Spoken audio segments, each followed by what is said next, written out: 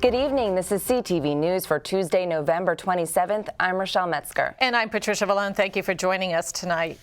Well, the controversy over who will fill the seat for the 24th Legislative District continues. Tiffany Alston claims to still be the representative, despite being removed after her conviction on misconduct charges last month. And meanwhile, the Democratic Central Committee met last night to discuss its nominee, whose background has raised questions. And Denise Douglas is joining us now with the latest on this. Well, initially the Democratic Central Committee said it would not revoke Greg Hall's nomination, but last night they took a turn in the opposite direction, taking an informal vote to revoke his name to fill the vacant delegate seat.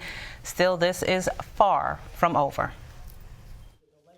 The man at the center of this drama listened on as the Democratic Central Committee held a hearing on his political future.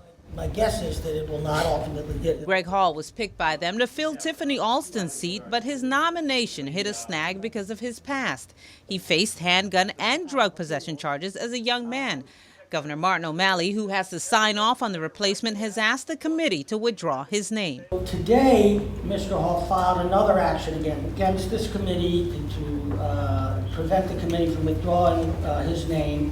And Alston is taking legal action too. This week I will be adding the rest of my lawsuit, which is already prepared, against the governor and the Speaker of the House, asking that they cease and desist trying to replace me with one of their rubber stamps. Despite being removed from office after her conviction last month for misconduct, Alston claims she is still the representative for the 24th district since her sentence was converted to probation as opposed to jail time.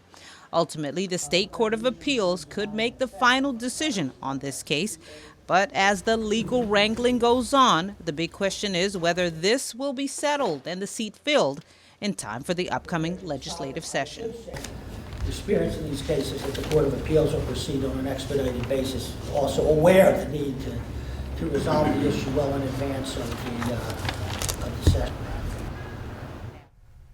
And you could hear there that the lawyer said that this is expected to be resolved before the session starts, and the session for the General Assembly begins in January. A final decision on all the legal challenges is expected by next week. First, it goes to the Circuit Court, and then if there are more challenges, then it will go to the Court of Appeals. It's such a complicated issue. What's next in terms of the Central Committee, the Democratic Central Committee? Once it goes through all the legal channels, then the Central Committee will finalize its vote, because what it did last night was an informal vote. And it still has to go before the governor to actually be finalized as well. There you go. All right. Thanks, Denise.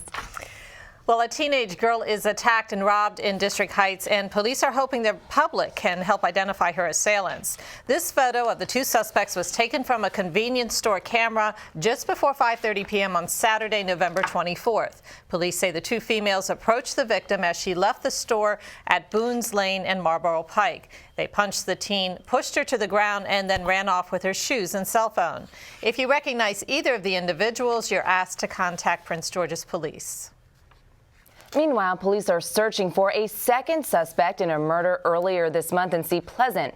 31-year-old Sherrod James of the district was shot and killed on November 16th, just before midnight in the 5600 block of Martin Luther King Highway. 5 days later, authorities arrested 24-year-old Lawson Motti of Upper Marlboro in connection with the crime. Well, detectives are now looking for a possible accomplice, 23-year-old Joshua Benton of the district. Benton is said to have a prominent tattoo on his right forearm. It's also important to note that he does have a twin brother who is not connected to the case. Anyone with information on this crime or the robbery in District Heights is asked to call the anonymous Crime Solvers hotline, and that number is 1-866-411-TIPS.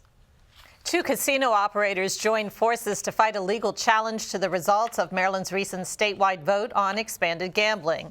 According to the Gazette, Caesars Baltimore Acquisition Company and MGM Resorts International are asking a judge to throw out a lawsuit filed against the state. 8 Prince George's residents filed suit earlier this month, questioning the number of votes the ballot measure, known as Question 7, needed to pass.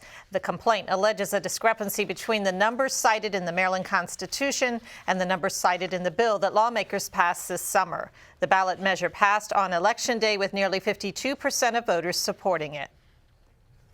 Two firefighters injured while battling a blaze in New Carrollton yesterday are home tonight after being treated for minor injuries at a local hospital.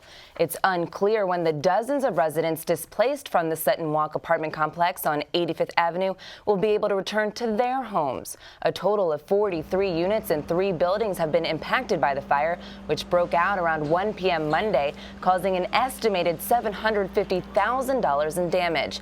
Officials point to a malfunctioning natural gas stove as the cause.